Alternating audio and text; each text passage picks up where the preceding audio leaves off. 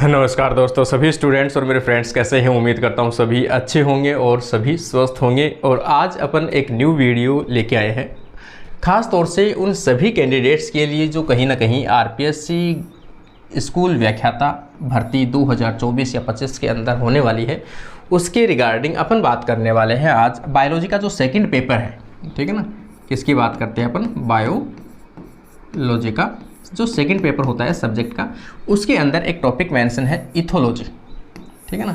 इस इथोलॉजी के लिए काफ़ी स्टूडेंट्स है, डेली आप लोग जो कमेंट्स करते हो या पूछते हो आप लोग कि इथोलॉजी का पोर्शन कहाँ से पढ़े या फिर नोट्स कब तक प्रिपेयर होंगे। तो आज ये विशेष वीडियो रक्षाबंधन की सभी को बहुत बहुत बधाइयाँ और शुभकामनाएँ। इसी के साथ में आज अनाउंस करने वाला हूँ मैं कि अपन ने इथोलॉजी के जो नोट्स है, हैंड राइटिंग नोट्स जो है, जैसे आपकी रिक्वायरमेंट रहती है उसके अकॉर्डिंग मैंने कंप्लीट नोट्स अब वो प्रिपेयर कर दिए हैं। आपको जितने भी टॉपिक जो आरपीएससी ग्रेड फर्स्ट के अंदर मेंशन है उनको 1 बाय 1 पूरे एग्जाम्पल इंक्लूड करते हुए मैंने नोट्स जो हैं वो प्रिपेयर किए हैं। तो उसी के रिगार्डिंग आज अपन देखेंगे। यहाँ पर आप देखोगे हैंड राइटिंग नोट्स हिंदी में, ठीक है ना, हिंदी के अंदर किया है और बायोलॉजी अपनी सब्जेक्ट है। तो आगे अपन चलते हैं। देखो, पहली चीज़ तो अपन ये देखेंगे कि भाई कैसे अपन प्रिपेयर करें, ठीक है ना। जैसे अपन देखेंगे यहाँ पे आरपीएससी फर्स्ट ग्रेड के लिए खास तौर से पोर्शन कौन सा है, इथोलॉजी। बायोलॉजी के अंदर अपन बात कर रहे हैं आज इथोलॉजी या व्यवहारिक विज्ञान की बात कर रहे हैं अपन। व्यवहारिक विज्ञान से रिलेटेड आपके कुछ टॉपिक्स इसमें दिए हुए हैं, खासतौर से अपन देखेंगे यहाँ पे, जैसे फीडिंग से भी पहले आप देखोगे तो ब्रीफ इंट्रोडक्शन ऑफ इथोलॉजी से रिलेटेड जितना भी इसका हिस्ट्री है, इससे रिलेटेड जो एक्सपेरिमेंट्स है, इससे रिलेटेड जो साइंटिस्ट है, उन सभी के बारे में अवेयर करना, तो वो पहला इंट्रोडक्शन आ जाएगा। इसके बाद में आप देखोगे यहाँ पर जो इनेट बिहेवियर, इंस्टिंक्ट बिहेवियर भी बोलते हैं उसे, इंस्टिंक्ट बिहेवियर के नाम से भी मेंशन किया हुआ होता है। आगे अपन देखेंगे यहाँ पर लर्निंग,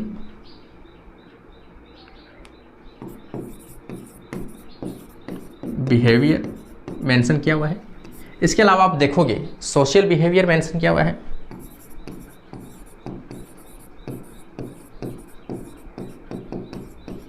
बिहेवियर किया हुआ है। एक रिप्रोडक्टिव बिहेवियर किया हुआ है,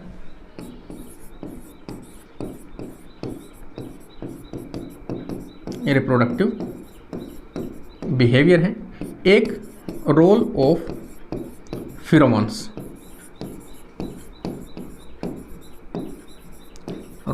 फिरोमोन्स, जितने भी जो बिहेवियर होते हैं प्राणियों के अंदर, खास तौर से एनिमल्स के अंदर, उनमें जो मेन इंपॉर्टेंट रोल होता है वो किसका होता है, फिरोमोन्स का रोल होता है अलग अलग जगह के ऊपर। तो ये कुछ टॉपिक है। एक तो सबसे पहला जो टॉपिक बताया मैंने आपको, इंट्रोडक्शन,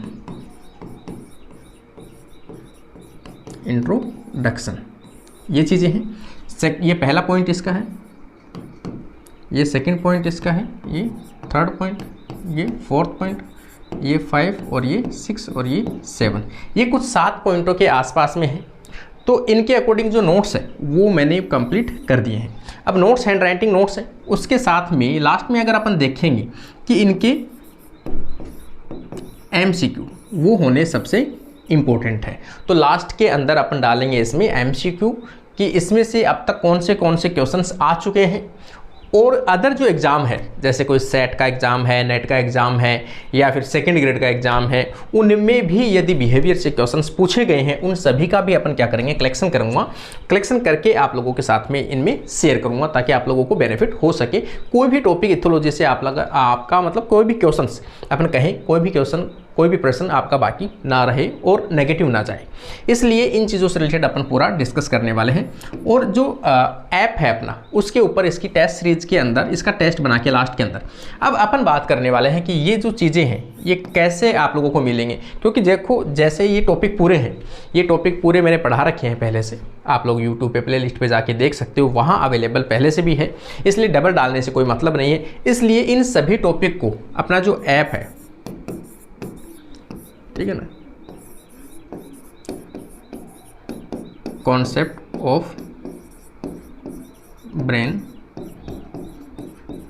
क्लासेस, इस ऐप के ऊपर अपन एक पर्टिकुलर जो कोर्स है,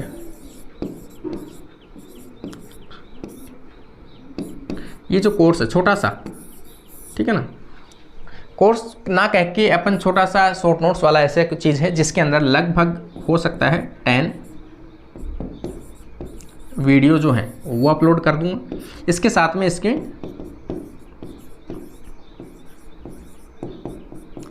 हैंड राइटिंग नोट्स भी अपलोड कर देंगे। इसके साथ में इसकी 2 या 3 जो भी टेस्ट सीरीज बैठेगी, टेस्ट सीरीज, वो भी आपको मिल जाएगी। तो ये सभी चीज़ें आपको ऐप के ऊपर मिल जाएगा। जल्दी ही 2 या 4 दिन के अंदर आपको ये चीज़ें स्टार्ट हो जाएगी। तो वीडियो भी है, हैंड राइटिंग नोट्स भी है और इसके लास्ट में टेस्ट सीरीज रहेगी। तो इसके ये सभी टॉपिक, अब इसके नोट्स किस प्रकार के हैं वो अपन थोड़ा सा देख लेते हैं। जैसे यहाँ पे आप देखोगे, जैसे अपन यहाँ पे देखेंगे सबसे पहले इथोलॉजी, ठीक है ना, कि इथोलॉजी है क्या। तो सबसे पहले यहाँ से अपना जो चैप्टर है इंट्रोडक्शन जो है वो यहाँ से स्टार्ट है। फादर ऑफ इथोलॉजी सबसे पहले, तो यहाँ पर अपन देखेंगे कोनार्ड लॉरेंज, जिसे क्या कहा जाता है, फादर ऑफ इथोलॉजी के नाम से जाना जाता है।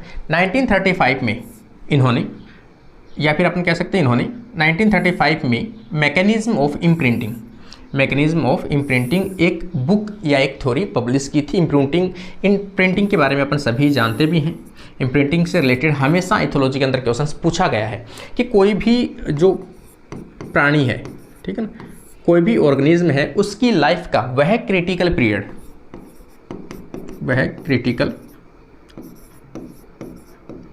पीरियड या फिर वह सेंसिटिव पीरियड, सेंसिटिव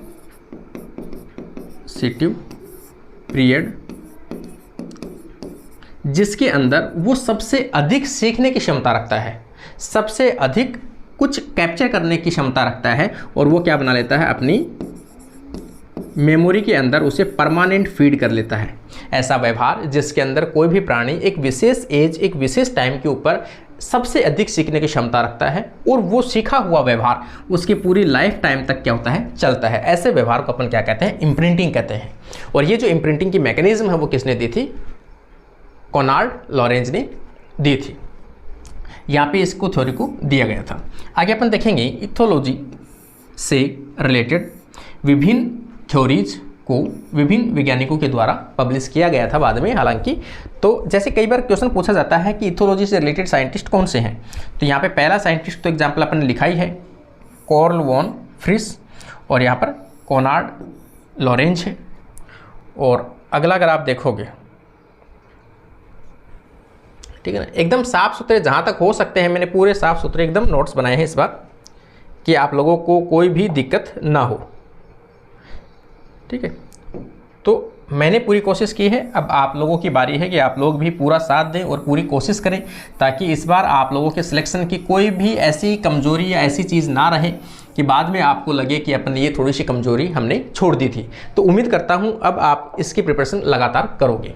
तो सेकेंड साइंटिस्ट कौन सा है, कोनराड लॉरेंज है, और थर्ड निकोलस टिनबर्गन, ठीक है। तो ये इन तीनों साइंटिस्टों में से हमेशा पूछा जाता है किसी न किसी एक के बारे में। अब अपन देखेंगे इन्होंने 1973 के अंदर नोबेल प्राइज से सम्मानित किया गया था, ठीक है ना। नोबेल प्राइज कब दिया गया था, 1973 में दिया गया था। कि भाई इथोलॉजी है क्या, ठीक है, इथोलॉजी का मतलब क्या है। यहाँ पे आप देखोगे तो यहाँ पे क्या है, स्टडी ऑफ एनिमल बिहेवियर, ठीक है ना, प्राणियों का जो व्यवहार है उसका अध्ययन करना ही क्या कहलाता है, इथोलॉजी के नाम से अपन जानते हैं, ठीक है ना। एनिमल अपने वातावरण, एनवायरमेंट मैंने हर टर्म में कोशिश की है कि जो टर्म मैंने हिंदी में मेंशन किया है उसी टर्म को मैंने इंग्लिश में भी मेंशन किया है, ताकि दोनों प्रकार के जो कैंडिडेट हैं हिंदी मीडियम और इंग्लिश मीडियम उनको ज़्यादा प्रॉब्लम ना हो। तथा अपनी प्रजाति, ठीक है ना, अपने इन्वायरमेंट में तो है ही है, अपनी प्रजाति स्पीसीज के साथ या अपने स्पीसीज के सदस्यों के साथ या मेंबर्स के साथ किए जाने वाली क्रिया या प्रतिक्रिया, एक कुछ बोलता है दूसरा उसको रिप्लाई देता है, मतलब एक कुछ भी हरकत करता है दूसरा उसके विपरीत हरकत करता है, क्रिया और प्रतिक्रिया उनमें चलती रहती है। यहाँ पे आप देखेंगे एक रिएक्शन करता है और दूसरा उसके बदले में क्या देता है, रेस्पॉन्स देता है। इसी प्रकार से प्रत्येक प्राणियों के बीच में क्या होता है, अपनी कम्युनिकेशन चलता रहता है, कि ही बिहेवियर कहलाता है, उसे ही अपन क्या कहते हैं, बिहेवियर कहा जाता है। ठीक है ना, ये बिहेवियर की क्या है, परफेक्ट डेफिनेशन है एक। आगे आप देखोगे यहाँ पे जैसे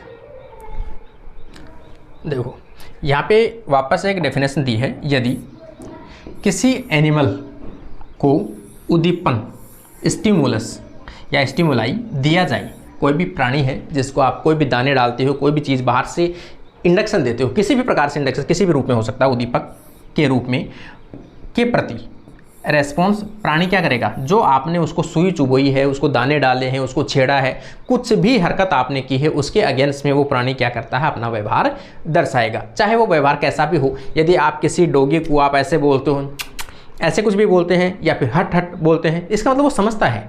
आप पहला इंडक्शन देते हो इसका मतलब वो आपके पास में आएगा, दूसरा इंडक्शन देते हो इसका मतलब वो वहाँ से भागेगा। इसका मतलब क्या होता है कि आप क्या स्टिमुलेशन दे रहे हो उसके अगेंस्ट, उसी के विपरीत प्राणी क्या करता है, अपना व्यवहार शो करता है। तो यहाँ पर देखोगे उद्दीपक के प्रति रेस्पॉन्स या प्रतिक्रिया दर्शाता है, जो एक बिहेवियर है। ये भी क्या है, एक बिहेवियर का पार्ट है। जैसी स्टिमुलेशन, जैसी क्रिया आप करोगे उसके अगेंस्ट में ही क्या होगा, वो अपना व्यवहार शो करता है। ठीक है, इस प्रकार के ये नोट्स हैं जो अवेलेबल हैं। मैंने आपको पूरी कोशिश की है बताने की, तो आप लोग हो सके तो जल्दी ही ऐप के ऊपर, मैं हो सकता है आज से शाम को ये वीडियो है, पहला वीडियो बनाकर मैं आप लोगों के सामने रखूँगा उसमें, और आप लोग यूट्यूब से भी जितने भी कैंडिडेट्स हैं, अगर आप चाहो तो आप लोग इस कोर्स को, छोटा सा कोर्स है, कोर्स कुछ नहीं है, सिर्फ आपके लिए एक हैंड राइटिंग नोट्स अवेलेबल है जो मैंने मेहनत की है इतने दिनों से, तो आप लोगों के सामने है। अगर आप लोग इच्छुक हैं, परचेज के नोट्स हैं वो PDF फॉर्मेट के अंदर आपको अवेलेबल होंगी, आप लोग डाउनलोड कर सकते हो और उसके प्रिंट आउट आप ले सकते हो, ताकि आपको पढ़ने में आसानी हो सके। अपना सिर्फ एक ही एम है, कैसे भी करके अपने जो भी कैंडिडेट्स हैं उनका बेनिफिट हो सके और वो इस बार सिलेक्शन हो, और आप लोग मेरे पास ज़रूर आना भाई, जिसका भी इंटरव्यू मैं ले सकूँ। ठीक है ना, आज के लिए अपनी क्लास कंप्लीट होती है। Thank you guys.